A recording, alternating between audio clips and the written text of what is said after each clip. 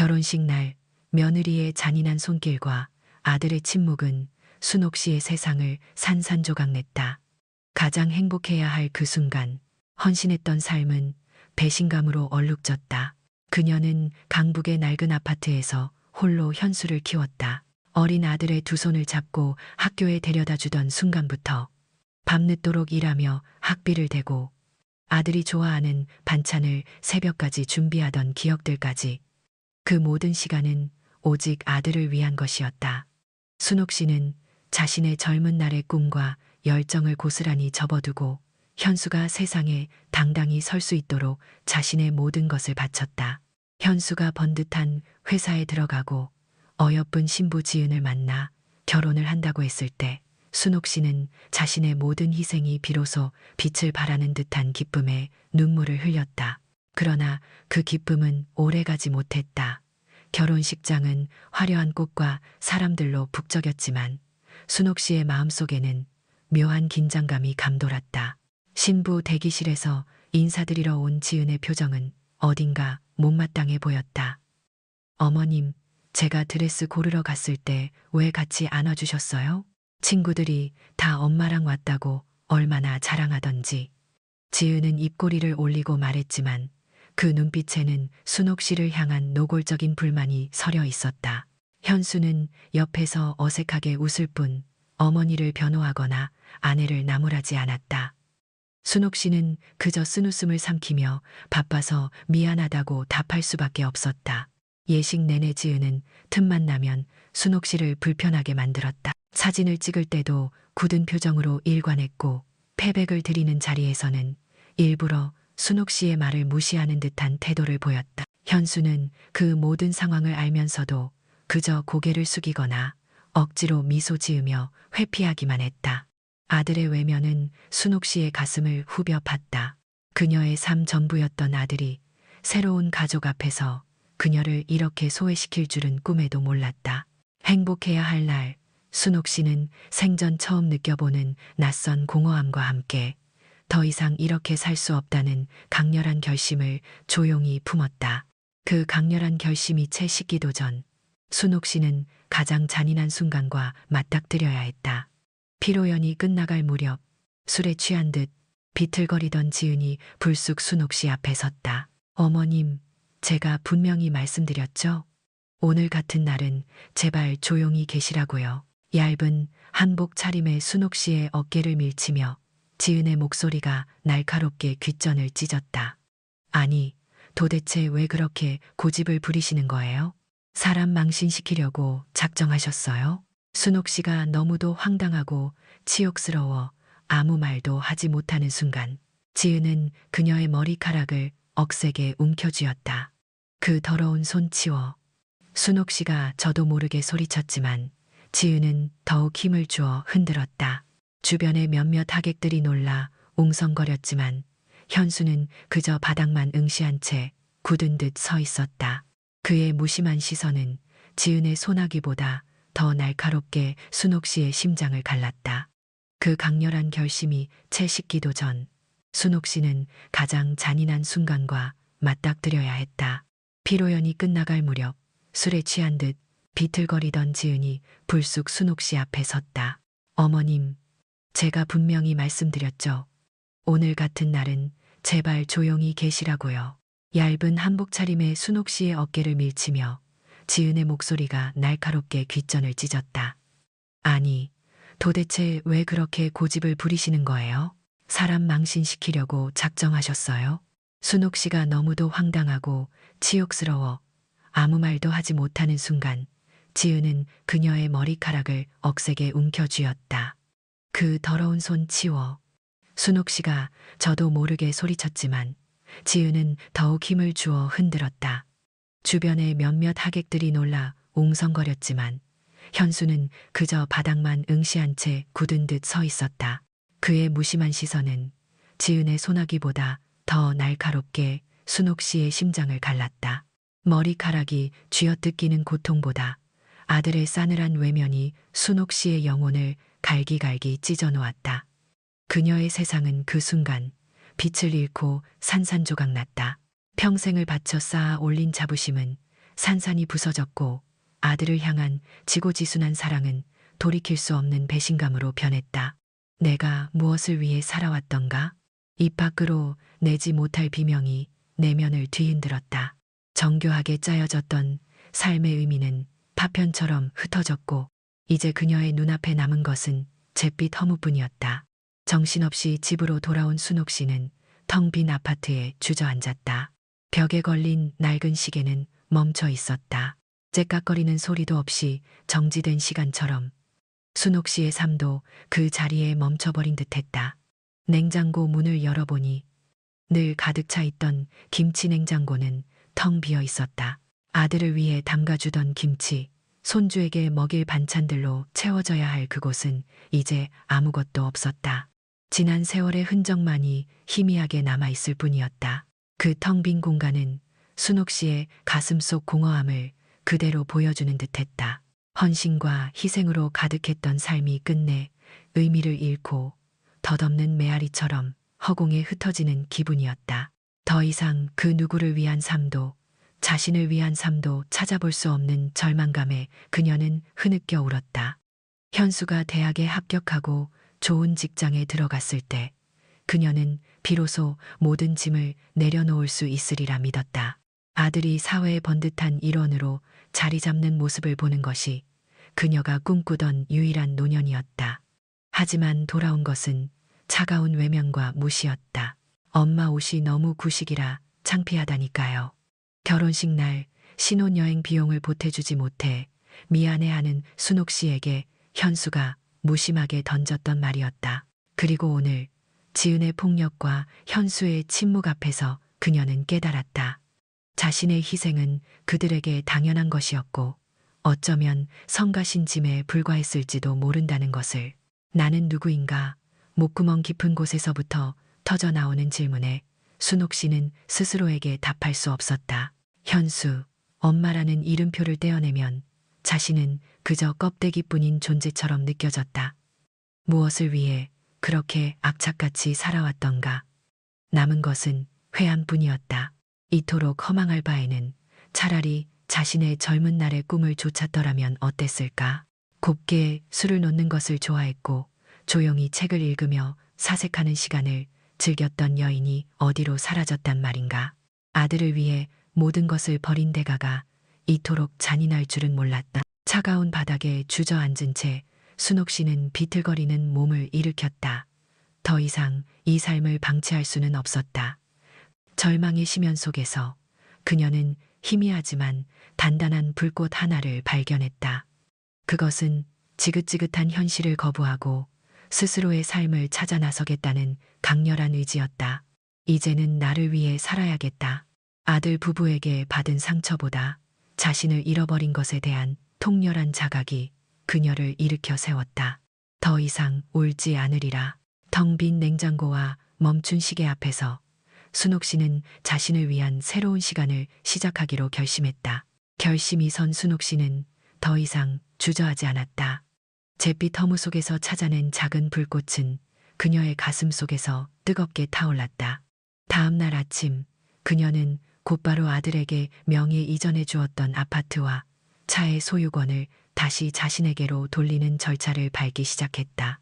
법률 사무소를 찾아 복잡한 서류들을 꼼꼼히 확인하고 단호하게 매각 의사를 밝혔다.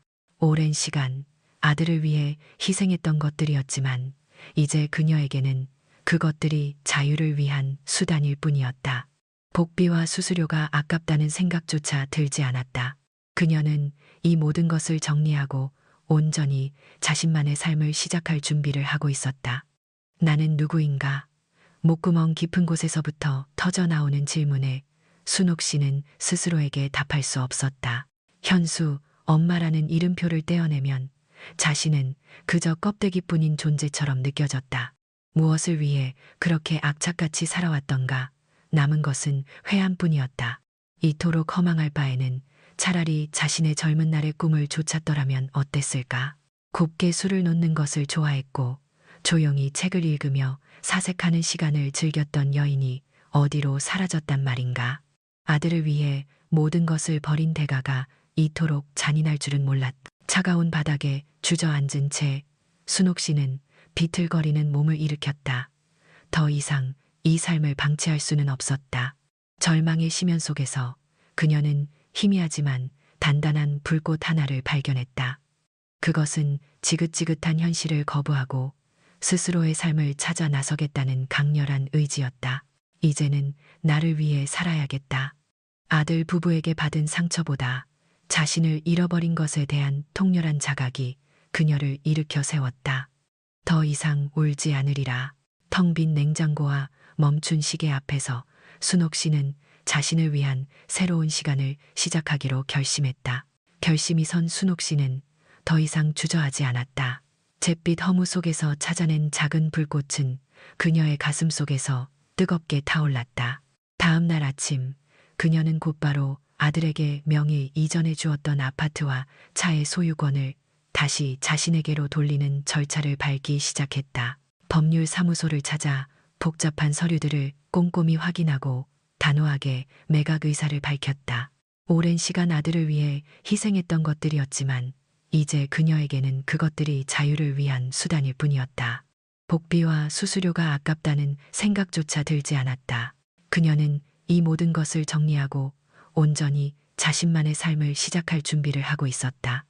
신혼여행에서 막 돌아온 현수와 지은에게 순옥 씨의 이 파격적인 결정은 그야말로 날벼락이었다. 여행의 달콤함이 채가시기도 전에 순옥 씨로부터 걸려온 전화는 차가운 현실을 알렸다.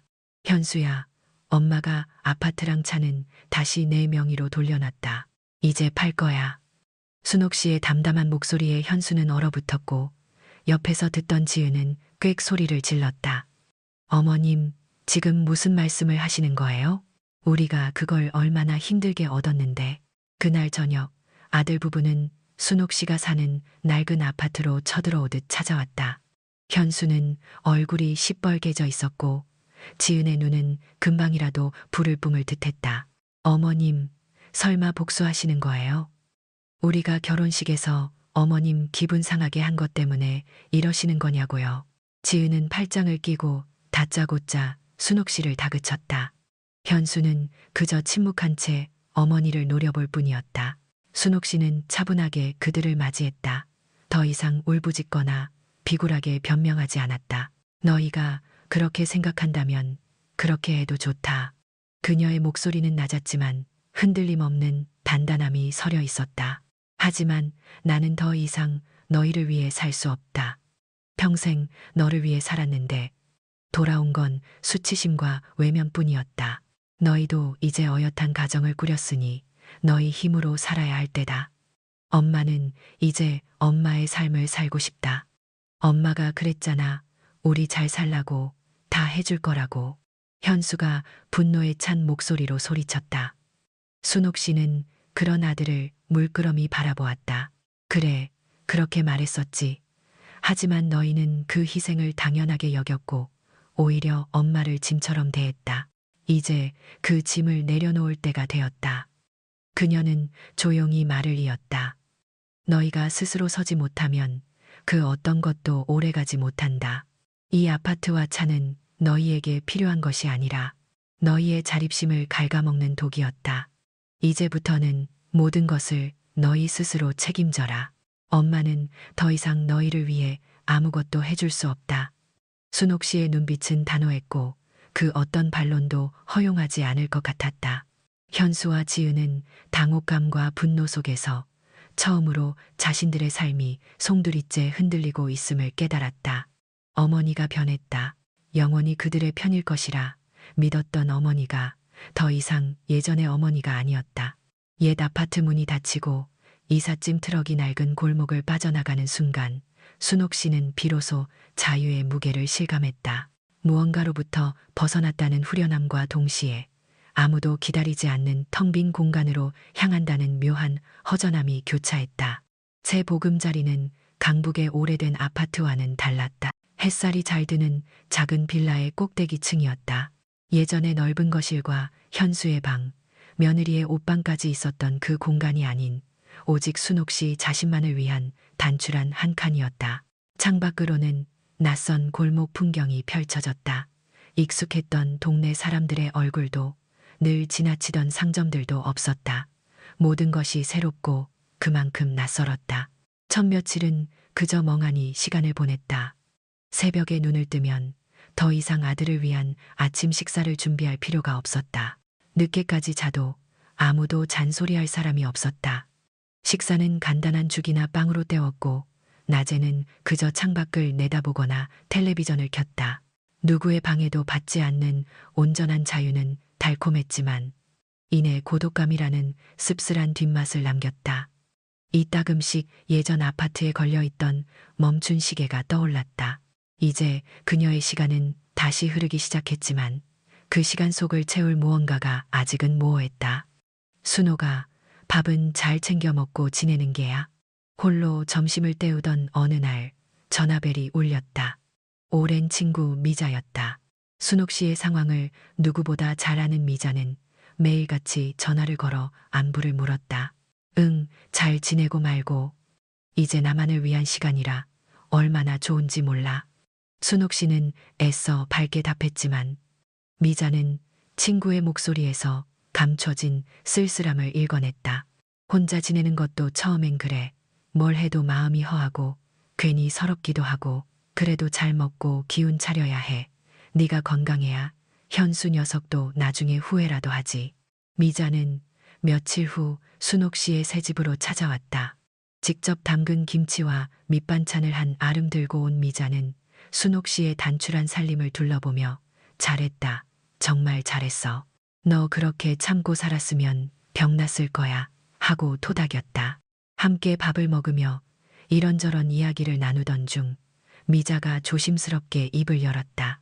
근데 순호가 너무 혼자만 있지 말고 뭘 좀 해봐. 너 좋아하는 자수라도 다시 시작하든가. 아니면 나랑 같이 복지관에서 봉사활동이라도 해볼까? 재밌는 할머니들도 많고 할 일도 많아. 뭐라도 해야 외롭지 않지. 미자의 말은 순옥 씨의 마음속에 작은 파문을 일으켰다. 봉사활동이라니, 평생 누군가를 위해 희생하며 살아왔는데 또 다른 누군가를 돕는다는 것이 과연 새로운 의미를 줄 수 있을까? 하지만 미자의 진심 어린 눈빛은 그녀에게 용기를 주었다. 이제 막 자신만의 삶을 시작한 순옥 씨에게 미자는 유일하게 기댈 수 있는 버팀목이자 세상과 연결되는 통로였다. 미자가 돌아간 뒤 순옥 씨는 조용히 생각에 잠겼다. 텅 빈 공간에서 보내는 시간이 익숙해지기 시작하면서 그녀는 오랜만에 자신을 돌아볼 여유를 찾았다. 강북 아파트에 살 때는 늘 쌓여있던 아들 옷가지와 살림 도구들을 정리하느라 바빴지만 이제는 오직 자신을 위한 공간이었다. 아침에는 동네 산책로를 따라 걷고 돌아와서는 따뜻한 차 한 잔을 마시며 햇살이 드는 창가에 앉았다. 먼지 쌓인 책 한 권을 꺼내들어 읽기 시작했고 처음으로 자신을 위한 요리에 공을 들였다. 화려하진 않아도 신선한 재료로 정성껏 차려낸 밥상은 그녀에게 작은 위로와 성취감을 안겨주었다. 혼자만의 시간 속에서 순옥 씨는 아주 사소하지만 소중한 즐거움들을 하나둘씩 발견해 나가고 있었다. 그것은 마치 오래된 상자 속에서 잊혔던 보물을 찾아내는 듯한 기분이었다. 순옥 씨가 아주 사소하지만 소중한 즐거움들을 하나둘씩 발견해 나가고 있을 무렵 현수와 지은의 세상은 요동치기 시작했다. 신혼여행의 환상은 채 가시기도 전에 차가운 현실에 부딪혔다. 어머니가 제공했던 경제적 안정이라는 두터운 방패가 사라지자 월세, 공과금, 식비 하나하나가 현수와 지은에게는 버거운 짐이 되었다. 매달 빠져나가는 돈은 생각보다 많았고 그동안 어머니가 얼마나 많은 것을 대신 부담해 주었는지 비로소 깨달았다. 차는 고장이 잦아 수리비가 계속 나갔고 지은은 직장에서도 사소한 문제로 상사에게 질책을 받기 시작했다. 사소한 일에도 날이 선 말들이 오갔고 서로를 탓하는 목소리가 아파트에 울렸다. 당신 엄마가 너무했잖아. 지은이 소리를 지르면 현수는 당신이 결혼식에서 엄마한테 함부로만 안 했어도 하고 맞섰다. 두 사람 사이의 사랑은 점차 균열이 가기 시작했다. 무엇보다 저녁 식탁은 텅 비어있는 김치 냉장고처럼 허전했다. 따뜻한 집밥 대신 대충 때우는 인스턴트 음식들은 물리적인 허기뿐 아니라 마음의 허기까지 불러왔다. 현수는 퇴근길의 습관처럼 어머니 아파트를 올려다보곤 했다. 불이 꺼진 창문은 그들의 마음속 어둠처럼 막막했다. 그제야 그는 어머니의 존재가 단지 돈이나 아파트가 아니라 보이지 않는 곳에서 가족을 지탱하던 거대한 기둥이었음을 깨달았다. 지은 또한 점차 수척해지는 현수를 보며 불안감을 느꼈다. 어머니를 향한 분노가 후회로, 그리고 점차 죄책감으로 변해가고 있었다. 결국 그들은 어머니를 찾아가기로 했다. 그들의 발걸음은 어머니를 그리워하는 마음 반, 현실의 고통을 덜어내고 싶은 마음 반이었다. 순옥 씨가 이사간 작은 빌라 앞에 섰을 때 현수와 지은은 묘한 감정에 휩싸였다.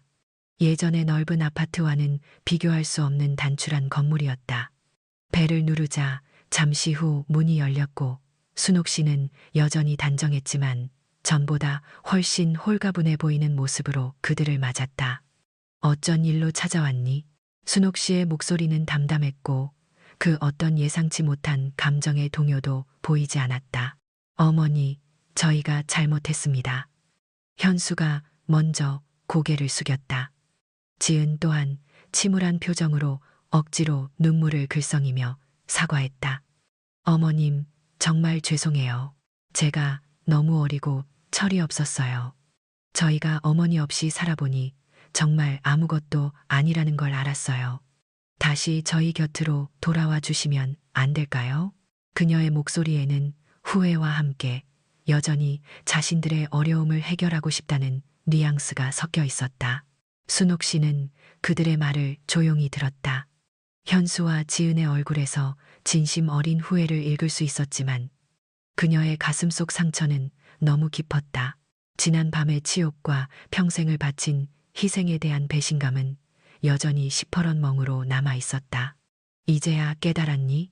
순옥 씨의 목소리는 낮았지만 흔들림 없는 단단함이 서려 있었다. 너희가 겪는 어려움은 너희가 스스로 짊어져야 할 몫이다. 그래야 비로소 성장할 수 있어. 현수와 지은은 순옥 씨의 눈빛에서 단호함을 읽었다. 그들이 기대했던 따뜻한 위로나 즉각적인 용서는 없었다.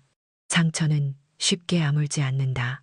내가 평생 너희를 위해 바쳤던 시간들과 너희가 나에게 주었던 고통은 그렇게 쉽게 지워지지 않아. 너희는 이제부터 너희의 삶을 스스로 개척해야 한다. 그래야 나도, 그리고 너희도 진정으로 새롭게 시작할 수 있을 거야. 순옥 씨는 냉정하리만치 차분하게 말했다. 그들의 사과가 진심이더라도 그녀의 상처는 아직 아물지 않았고 그 상처를 치유하는 과정은 오직 그녀 자신만의 몫이라는 것을 그녀는 분명히 했다. 현수와 지은은 더 이상 아무 말도 할 수 없었다. 어머니의 단호한 태도와 깊은 눈빛 속에서 그들은 자신들의 잘못이 얼마나 깊었는지, 그리고 그 상처가 얼마나 큰 대가를 치러야 아물 수 있을지를 다시 한번 깨달았다. 그들은 무거운 발걸음으로 순옥 씨의 집을 떠났다. 어머니의 작은 빌라는 예전보다 더 커다란 벽처럼 느껴졌다. 아들 부부가 떠난 후 순옥 씨의 작은 빌라에는 다시 고요가 찾아왔다. 하지만 이전과는 다른 단단한 고요였다. 그녀는 더 이상 텅 빈 공간에 갇히지 않으리라 결심했다. 친구 미자의 따뜻한 권유가 머릿속에서 다시 한번 선명하게 울렸다. 봉사활동이라도 해볼까? 망설임은 길지 않았다. 며칠 뒤 순옥 씨는 미자의 손에 이끌려 지역 공동체 센터의 문을 열었다. 활기찬 웃음소리와 정다운 인사말이 오가는 공간은 그녀의 잿빛 일상에 색을 입히는 듯했다. 처음에는 어색하고 낯설었다. 무엇부터 해야 할지 몰라 서성거리는 그녀에게 센터의 담당자는 따뜻한 미소로 자원봉사자 명단을 건네주었다. 순옥 씨는 주로 식사 배달 봉사나 어르신들의 말벗이 되어주는 일에 참여했다. 거동이 불편한 어르신들의 집을 찾아가 따뜻한 한 끼를 전하고 조용히 그들의 이야기를 들어드리는 시간이었다. 어이구, 순옥 씨가 와줘서 얼마나 고마운지 몰라. 요즘 젊은이들은 도통 찾아오지도 않는데. 허리가 굽은 할머니가 순옥 씨의 손을 꼭 잡으며 말했다. 그 작은 손길에서 그녀는 오랜만에 진심 어린 감사와 존중을 느꼈다. 현수와 지은에게 받았던 모욕과는 비교할 수 없는 따뜻함이었다. 처음에는 그저 주어진 일을 기계적으로 해냈지만 시간이 지날수록 순옥 씨의 얼굴에는 생기가 돌기 시작했다. 어르신들이 건네는 홍시 하나, 고맙다는 말 한마디가 그녀의 마음속 깊은 곳을 어루만졌다.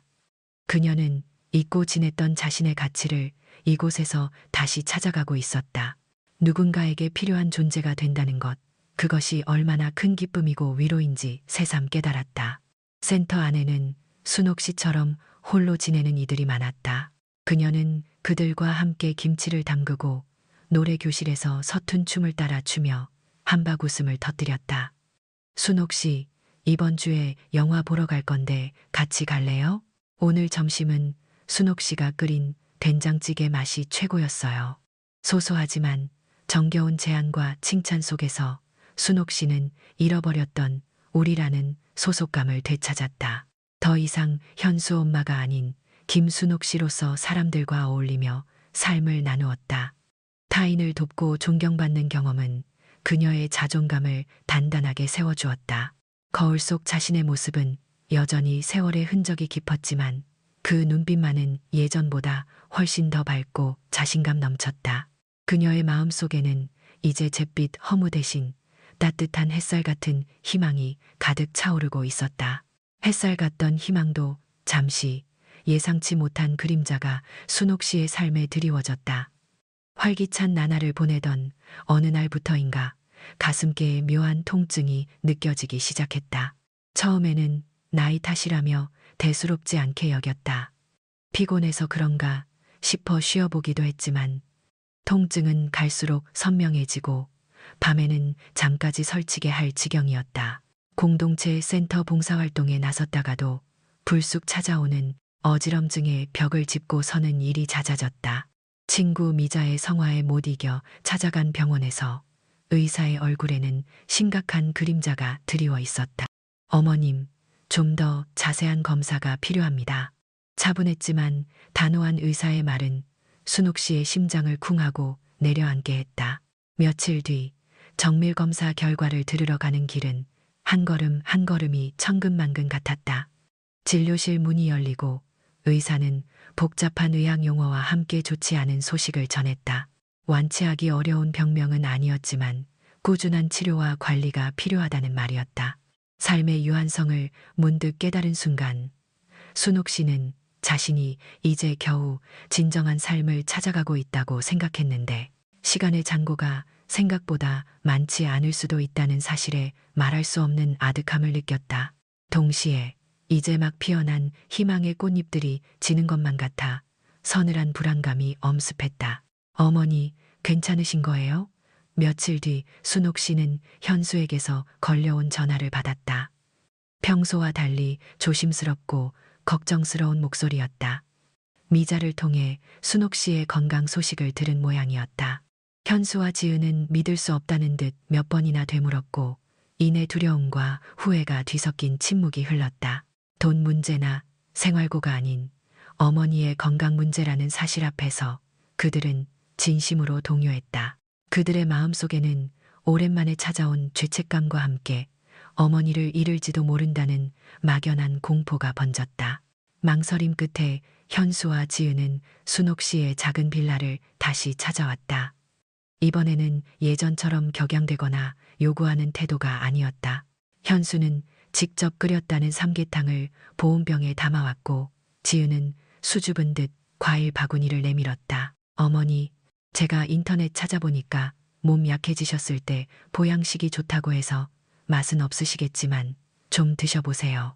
지은의 목소리에는 이전의 날카로움은 찾아볼 수 없었다. 순옥 씨는 그저 묵묵히 그들의 얼굴을 바라보았다. 그녀의 눈에 비친 아들 부부의 모습은 이전과는 확실히 달랐다. 눈빛에는 진심 어린 걱정이 가득했고 행동 하나하나에 조심스러움이 묻어났다. 며칠 뒤 병원 진료가 있는 날, 순옥 씨는 일찌감치 현관문을 나섰다. 그런데 빌라 앞에 현수와 지은이 서 있었다. 어머니, 저희가 같이 가려고요. 혼자 가시면 불안하시잖아요. 현수가 조심스럽게 말했다.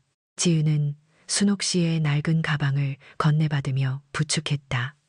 병원 로비에서 현수는 서툰 손으로 접수표를 뽑아들었고 지은은 순옥 씨 옆에 앉아 혹시 불편할까 연신 물었다. 그들의 따뜻한 관심과 보살핌 속에서 순옥 씨는 묘한 감정에 휩싸였다. 상처가 아물지는 않았지만 그들의 변화는 분명했다. 멈췄던 시계처럼 느껴졌던 아들 부부의 시간도 이제는 천천히 다시 흐르기 시작한 것 같았다. 그들의 어깨 너머로 드리워진 그림자 속에서 순옥 씨는 어쩌면 이 또한 삶이 자신에게 주는 또 다른 선물일지도 모른다고 생각했다. 순옥 씨의 건강 소식은 공동체 센터에도 금세 알려졌다. 친구 미자 씨는 매일같이 전화를 걸어 안부를 확인했고 다른 회원들도 따뜻한 죽이나 직접 만든 반찬을 들고 빌라를 찾아왔다. 순옥 씨, 기운 내야 해. 우리 같이 할 일이 얼마나 많은데. 아프지 말고 얼른 나와서 같이 김치 담그러 가자고요. 그들의 진심 어린 위로와 격려 속에서 순옥 씨는 자신이 더 이상 혼자가 아니라는 것을 다시 한번 깨달았다. 가족에게서 받은 상처가 아물기 시작한 자리에는 공동체의 따뜻한 사랑이 깊게 뿌리내리고 있었다. 얼마 후 공동체 센터에서는 매년 열리는 우리 동네 이야기 행사를 준비했다. 센터장은 순옥 씨에게 특별히 무대에 올라 자신의 이야기를 들려줄 것을 부탁했다. 처음에는 망설였다. 자신의 치부와 아픈 기억들을 사람들 앞에서 공개하는 것이 두려웠다. 하지만 미자 씨는 내 이야기가 분명 누군가에게는 큰 용기가 될 거야 라며 순옥 씨를 설득했다. 결국 순옥 씨는 용기를 내어 마이크를 잡기로 결심했다. 행사 당일 강당은 지역 주민들로 빼곡히 들어차 있었다. 순옥 씨의 차례가 되자 그녀는 천천히 무대 중앙으로 걸어나갔다. 떨리는 손으로 마이크를 잡고 깊은 숨을 내쉬었다. 안녕하세요. 저는 김순옥입니다. 그녀의 목소리는 작았지만 강당 안의 모든 이들이 숨죽이며 그녀에게 집중했다. 순옥 씨는 자신의 지난 삶을 솔직하게 풀어놓았다. 아들을 위해 모든 것을 희생했던 젊은 날의 이야기, 그리고 아들과 며느리에게 받은 상처로 인해 모든 것이 무너졌던 순간들. 하지만 결국 공동체 속에서 자신을 찾아 다시 일어서게 된 과정을 담담하게 고백했다. 저는 한때 제 삶이 아무 의미 없다고 생각했습니다. 누군가를 위해 희생하는 것이 전부인 줄 알았죠. 하지만 상처받고 나서야 비로소 깨달았습니다. 진정한 삶은 나 자신을 사랑하고 주변의 작은 인연들을 소중히 여기는 것에서부터 시작된다는 것을요. 그녀의 목소리는 점점 더 힘을 얻어갔다. 이곳 공동체 센터에서 저는 다시 살아갈 힘을 얻었습니다. 따뜻한 말 한마디, 작은 도움의 손길들이 저에게는 세상 어떤 보물보다 값진 것이었습니다. 여러분 덕분에 저는 비로소 김순옥이라는 이름의 진짜 의미를 찾아가고 있습니다. 순옥 씨의 이야기는 강당을 가득 채운 사람들의 마음을 깊이 울렸다. 몇몇 사람들은 눈물을 훔치기도 했고 여기저기서 고개를 끄덕이는 이들도 있었다. 박수 소리가 강당을 가득 메웠다. 순옥 씨는 무대 위에서 자신을 향한 따뜻한 시선과 격려를 온몸으로 느끼며 가슴 가득 차오르는 뭉클함을 경험했다. 더 이상 현수 엄마가 아닌 김순옥이라는 이름으로 이웃들에게 위로와 용기를 줄 수 있었다는 사실에 깊은 자부심을 느꼈다. 그녀는 이제 자신을 잃어버렸던 과거의 그림자에서 완전히 벗어나 당당하고 새로운 삶을 살아가고 있음을 깨달았다. 무대를 내려온 순옥 씨의 발걸음은 한결 가벼웠고 그녀의 얼굴에는 잔잔하지만 확고한 미소가 번져 있었다. 순옥 씨의 건강 소식은 공동체 센터에도 금세 알려졌다. 친구 미자 씨는 매일같이 전화를 걸어 안부를 확인했고 다른 회원들도 따뜻한 죽이나 직접 만든 반찬을 들고 빌라를 찾아왔다. 순옥 씨, 기운 내야 해. 우리 같이 할 일이 얼마나 많은데. 아프지 말고 얼른 나와서 같이 김치 담그러 가자고요. 그들의 진심 어린 위로와 격려 속에서 순옥 씨는 자신이 더 이상 혼자가 아니라는 것을 다시 한번 깨달았다. 가족에게서 받은 상처가 아물기 시작한 자리에는 공동체의 따뜻한 사랑이 깊게 뿌리내리고 있었다. 며칠이 지났다. 현수와 지은의 방문은 이제 순옥 씨의 작은 빌라에 조용히 그리고 꾸준히 이어졌다. 현수는 퇴근길에 어머니가 좋아하는 과일을 사들고 오거나 낡은 전구를 갈고 삐걱거리는 문을 고쳐주곤 했다. 지은은 서툴지만 정성껏 밑반찬을 만들어 오거나 순옥 씨의 집안일을 돕고 불편한 곳은 없는지 세심하게 살폈다. 그들의 행동 하나하나에는 이전의 불안이나 불만 대신 진심 어린 걱정과 돌봄이 담겨 있었다. 순옥 씨는 그런 아들 부부의 변화를 묵묵히 지켜보았다. 가슴속 깊이 박혔던 상처가 완전히 아물지는 않았지만 끊임없이 찾아와 진심을 다하는 그들의 모습은 차갑게 얼어붙었던 그녀의 마음에 조금씩 온기를 불어넣었다. 어느 저녁 함께 식사를 마치고 거실에 둘러앉았을 때였다. 현수가 먼저 조심스럽게 입을 열었다. 어머니, 저희가 그동안 정말 잘못했습니다. 어머니의 희생을 당연하게 여기고 저희만 생각하며 큰 상처를 드렸습니다. 그의 목소리는 진심으로 떨렸고 지은 역시 고개를 숙인 채 눈물을 글썽였다. 어머님, 저희가 너무 어리고 철이 없었어요. 어머니처럼 다른 사람들을 돕고 저희의 삶을 의미 있게 살아가고 싶습니다. 저희도 공동체 센터에서 봉사활동을 시작해도 괜찮을까요? 순옥 씨는 말없이 두 자녀를 바라보았다. 그들의 눈빛에는 이전의 후회나 물질적 욕심이 아닌 진심 어린 반성과 함께 어머니의 삶을 이해하고 본받으려는 진정한 의지가 담겨 있었다. 상처가 완전히 사라진 것은 아니었지만 그들의 변화가 진심임을 순옥 씨는 느낄 수 있었다. 그녀는 미소 지으며 따뜻하게 대답했다. 그래, 너희가 그렇게 마음먹었다면 기꺼이 함께 해보렴. 너희 스스로가 세상에 필요한 존재가 된다는 것을 깨닫는다면 진정한 행복을 찾을 수 있을 게다. 그녀의 말에 현수와 지은의 얼굴에는 안도감과 새로운 희망이 피어났다. 그들은 다음 주부터 공동체 센터에서 봉사활동에 동참하겠다고 굳게 약속했다. 멈췄던 가족의 시간은 이제 완전히 새로운 방향으로 함께 흐르기 시작한 것이다. 순옥 씨는 그들의 손을 맞잡으며 비로소 새로운 시작의 온기를 느꼈다. 축제의 열기는 쉽게 식지 않았다. 떠들썩한 광장이 서서히 잠잠해지는 동안에도 순옥 씨를 향한 사람들의 따뜻한 시선과 격려의 박수는 한동안 이어졌다. 많은 이들이 그녀에게 다가와 용기 있는 고백에 감사와 존경을 표했다. 어머님 덕분에 저희도 가족을 다시 돌아보게 됐어요. 정말 대단하십니다. 순옥 어머님. 그들의 진심 어린 말 한마디 한마디가 순옥 씨의 마음을 따뜻하게 감쌌다. 현수와 지은은 그런 어머니 곁을 지키며 이제는 어색함이나 의무감이 아닌 진심 어린 자랑스러움과 존경심을 담아 사람들의 인사를 받았다. 그날 밤 순옥 씨의 작은 빌라에는 오랜만에 온기가 가득했다. 현수와 지은은 어머니를 위한 조촐한 저녁 식사를 준비하며 조심스럽게 대화를 나누었다. 지은은 능숙하지는 않았지만 어머니가 좋아하는 반찬들을 정성껏 만들었고 현수는 어머니의 작은 거실에 널려있는 전단지를 정리하거나 낡은 스탠드를 고쳤다. 이전에는 거들떠보지도 않았을 사소한 일들이 이제는 그들에게 자연스러운 돌봄의 표현이 되었다. 식탁에 둘러앉아 뜨거운 국을 나누어 먹으며 현수는 조심스럽게 입을 열었다. 어머니, 지난번 저희가 봉사활동 갔던 곳 어르신이 다리가 불편하신데 겨울이 오면 더 힘드실 것 같아요.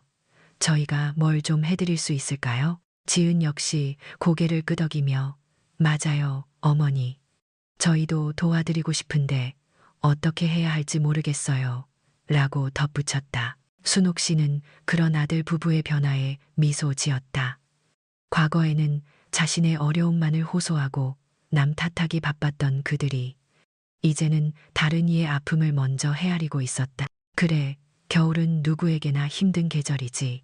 하지만 마음을 모으면 작은 온기가 큰 희망이 될 수 있단다. 순옥 씨는 차분하게 조언했다. 무작정 도와드리겠다고 나서는 것보다 먼저 그분의 이야기에 귀 기울이는 게 중요해. 정말 무엇이 필요한지, 어떤 도움을 원하시는지. 다음 날부터 현수와 지은은 어르신을 찾아가 말벗이 되어드리고 작은 도움을 보탰다. 장을 대신 봐드리거나 집안의 허드레시를 돕는 시기였다. 그 과정에서 그들은 타인의 삶을 이해하고 공감하는 법을 조금씩 배우고 있었다. 현수는 퇴근 후나 주말이면 곧장 어머니의 빌라로 향했다. 낡은 창문을 수리하거나 가을 바람에 흔들리는 화분을 단단히 고정하는 등 이전에는 무관심했던 어머니의 삶 속으로 깊이 들어갔다. 지은도 주 2회 공동체 센터 봉사활동에 꾸준히 참여하며 순옥 씨와 함께 어르신들의 식사를 준비하고 이야기를 나누었다. 그녀의 얼굴에는 이전의 날카로움 대신 부드러운 미소가 번져 있었다. 한 번은 순옥 씨가 지은이 직접 담근 김치를 맛보며 이젠 제법 엄마 맛이 나는구나 하고 칭찬하자 지은의 얼굴은 감격과 기쁨으로 밝아졌다. 그들의 관계는 이제 단순히 어머니와 아들 부부라는 틀을 넘어섰다. 순옥 씨는 더 이상 아들에게 모든 것을 요구하는 어머니가 아니었고 현수와 지은은 어머니의 그림자 아래 안주하려는 자녀들이 아니었다. 그들은 서로를 존중하고 삶의 경험과 지혜를 나누는 진정한 가족이 되어가고 있었다. 함께 웃고 함께 고민하며 함께 봉사하는 따뜻한 일상 속에서 그들은 비로소 잃어버렸던 가족의 유대감을 다시 찾아가고 있었다. 텅 비었던 순옥 씨의 마음과 냉장고는 이제 사랑과 이해, 그리고 나눔의 온기로 가득 채워져 빛나고 있었다. 순옥 씨의 삶은 이제 고요한 강물처럼 잔잔히 흘러갔다. 더 이상 거친 폭풍우도 메마른 갈증도 없었다. 그녀는 문득 자신의 삶을 뒤돌아보았다. 한때는 아들에게 물려줄 번듯한 아파트와 자동차가 전부인 줄 알았다. 그것이 곧 자식에 대한 사랑의 증표이자 자신의 희생에 대한 보상이라고 여겼다. 그러나 이제는 분명히 알았다. 눈에 보이는 재산은 덧없이 스쳐 지나가는 바람과 같다는 것을. 진정한 유산은 손으로 만질 수 있는 것이 아니었다. 오랜 시간 가슴에 품어온 조건 없는 사랑, 온갖 시련 속에서도 결코 꺾이지 않았던 인내, 그리고 타인과 함께 나누고 보듬으며 얻은 공동체 정신이야말로 그 무엇과도 바꿀 수 없는 소중한 보물이었다. 이 모든 것이 그녀의 삶을 채우고 자녀들의 삶을 변화시킨 진정한 힘이었다. 자신이 겪었던 고통과 깨달음이 헛되지 않기를 바랐다. 혹시라도 자신처럼 외롭고 길을 잃은 누군가가 있다면 그녀의 이야기가 작은 등불이 되어주기를. 나 자신을 잃지 않는 것, 그리고 주변을 돌아보고 함께 손잡는 것. 그것이야말로 살아가는 이유다. 그녀는 이 지혜를 현수와 지은, 그리고 그들의 다음 세대에게까지 전하고 싶었다. 돈보다 소중한 가치, 성공보다 빛나는 나눔의 정신을 가르쳐주고 싶었다. 더 이상 고독하거나 외롭지 않았다. 아침이면 창가로 쏟아지는 따스한 햇살처럼 그녀의 삶은 가족과 공동체의 사랑으로 가득 채워져 있었다. 현수는 이제 더 이상 무심한 아들이 아니었고 지은은 따뜻한 마음을 가진 며느리였다. 공동체 센터의 친구들은 그녀에게 든든한 울타리가 되어주었다. 물리적인 나이는 들어가고 있었지만 순옥 씨의 마음은 그 어느 때보다 충만하고 젊었다.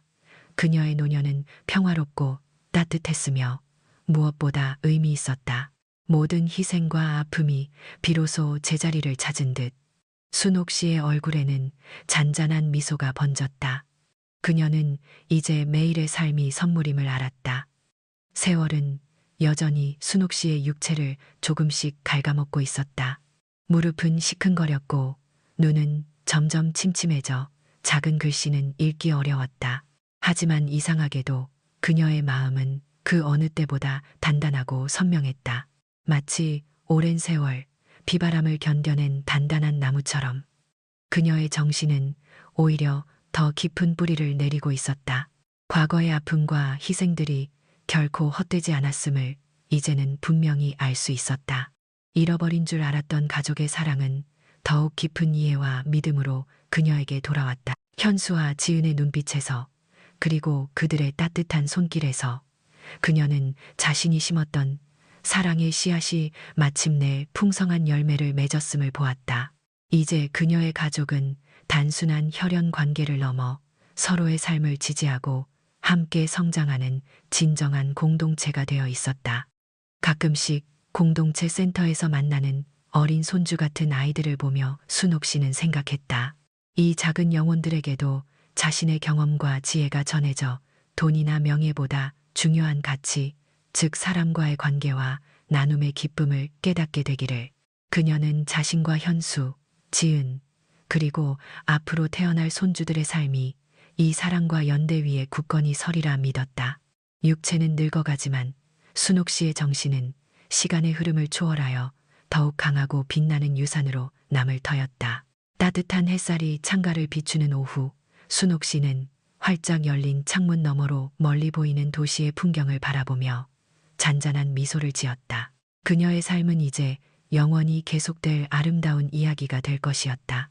그 이야기는 그녀의 가족을 넘어 이웃과 공동체, 그리고 다음 세대까지 따뜻하게 비추는 희망의 빛으로 오래도록 기억될 터였다.